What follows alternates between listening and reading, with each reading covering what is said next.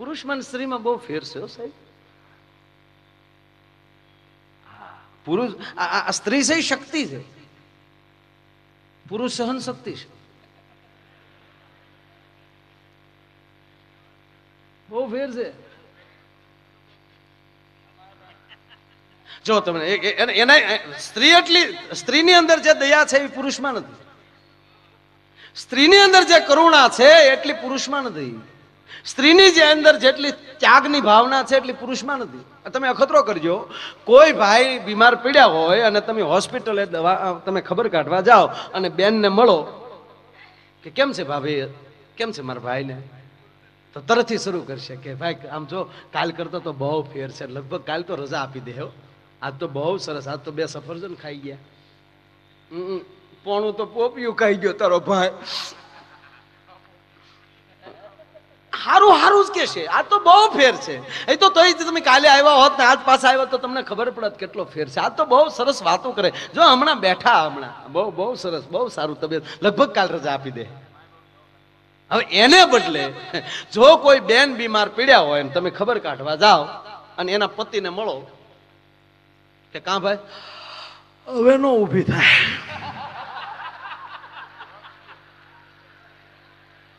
કાલ કરતા 50%. 2 ડોક્ટર આવ્યા હતા, 2 હાથ ઊંચા કરીને વહી ગયા કે હવે નો ઊભી થાય. તમે બધા બહાર રખડો છો, આપણા જોગું તાક હોય તો ધ્યાનમાં રાખજો. રે પણ આ જીવે છે.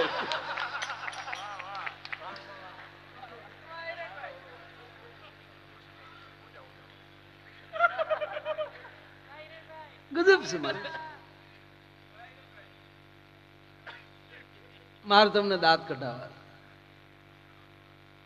કારણ કે ઘણા સમયે એટલી બધા રાજકોટની વસ્તી હાથમાં આવી છે.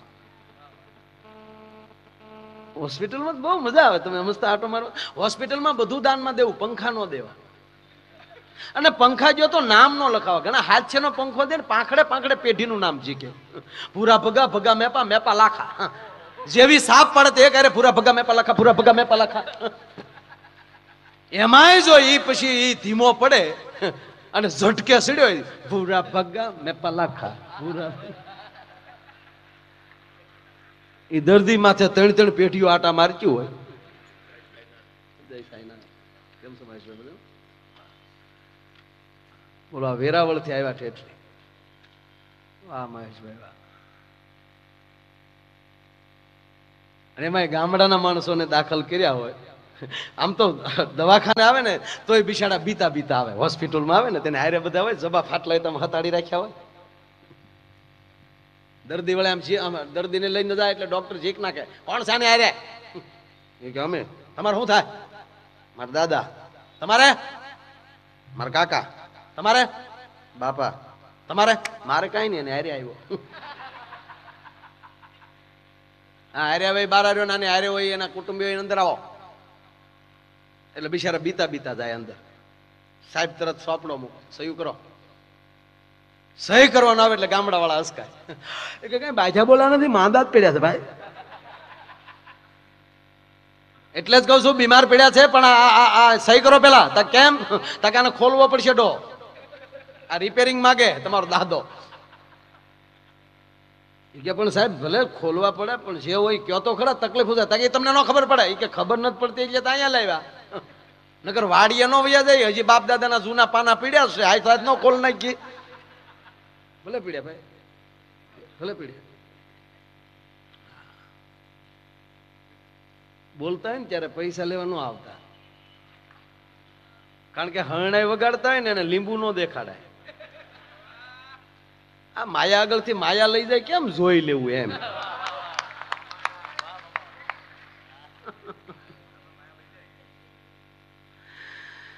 નામ સમો વડકો નહીં. હું તો આપ બધાને વિનંતી કરું છું ભાઈ કે છોકરાઓના નામે વડીલોને અને તમારા જે કોઈ સદગુરુ, તમારા કોઈ કુળ ગોર હોય, બ્રહ્મદેવતા હોય, જેને માનતા હોય એને પૂછીને સારું નામ રખાવીજો, ભગવાનનું હોય એવું. હા, નામથી બહુ ફેર પડે. ઠેઠ સુધી સારું લાગે ને એવું નામ પાડવું. આ ટ્વિંકલ 80 વર્ષના થાય પછી હું કેવું? નામમાં બહુ તાકાત છે. કીધી પ્રસંગ યાદ આવે એટલે કહું, નામમાં એવડી તાકાત.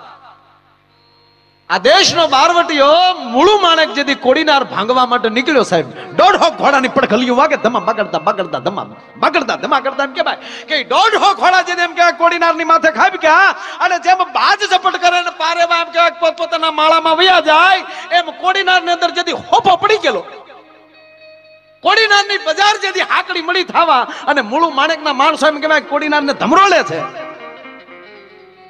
અને કોડીનારના નગર શેઠના 7 વર્ષના દીકરાનો તેથી જન્મ દિવસ અને ડોકમાં એમ કહેવાય કે મોર હાર નાખેલો, ટૂપિયો ડોકમાં હોનાનો નાખેલો અને ડાબા પગની અંદર હોનાનો તોડો નાખેલો, પણ બહાર દેકારો જોઈ અને અણહમજુ બાળક એમ કે 7 વર્ષનો છોકરો એ બરોબર બજારમાં આવી ગયો અને બરોબર બજારમાં આવ્યો અને એમ કહેવાય બારવટીઓના માણસોની વચ્ચે ઘેરાણો અને એટલું બધું હોનું જોઈ ને બારવટીઓની બંદૂકો એમ કહેવાય કે છોકરા 7 વર્ષના છોકરા ઉપર મંડાણી અને બારવટીયા એટલું બોલ્યા હતા કે આપી દે છોકરા ઘરેણા, તારો જીવ વાલો હોય તો નકર તને મારી નાખશું, તું બાળક છો તને મરાય નહીં, પણ તારી પાસે જે ઘરેણા છે એ આપી દે. તેથી 7 વર્ષના છોકરાને સાહેબ મોતની બીક નહોતી અને ઘરેણા પકડીને એમ કહેતો હતો કે નહીં હું નહીં આપું, મારી બાએ મને આપ્યા છે, મારી માએ મને આપ્યા છે. બારવટીયા ઘોડાથી નીચે ઉતરીને છોકરાને ગગલાવે છે કે આપી દે જીવ વાલો હોય તો.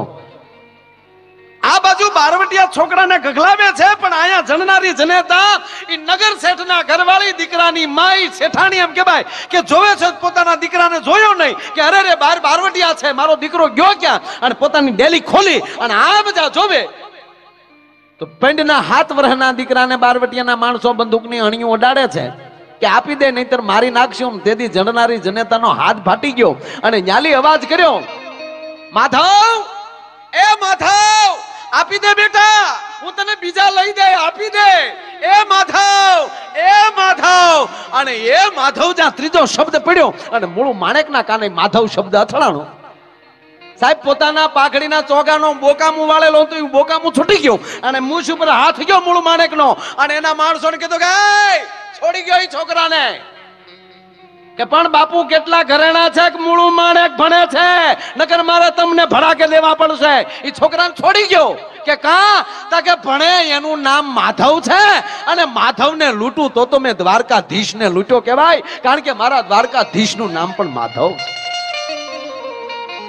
સાબી છોકરાને છોડી દીધો એટલું નહીં, પણ ઘોડાનું પલાણ છાંડી અને મૂળું માણેક તેથી નીચે ઉતરી અને 7 વર્ષના છોકરાને હાથ જોડીને એટલું કીધું તું માધવ, મારા માણસોએ ભૂલ કરી છે, મારા બાપ તું રિહાતો નહીં, તું ક્રોધ કરતો નહીં, તારી આતડીને દુભાવતો નહીં, નહીતર મૂળું માણેક રોમે રોમે નરકમાં જશે મારા બાપ. અને બાવડું પકડી અને જણનારી જનેતાના હાથમાં દઈ આવ્યો કે તમારા માધવને અમારા માણસોએ ગગલાવ્યો છે, માં મને માફ કરજો. આ માધવ હતું એટલે છૂટ્યો.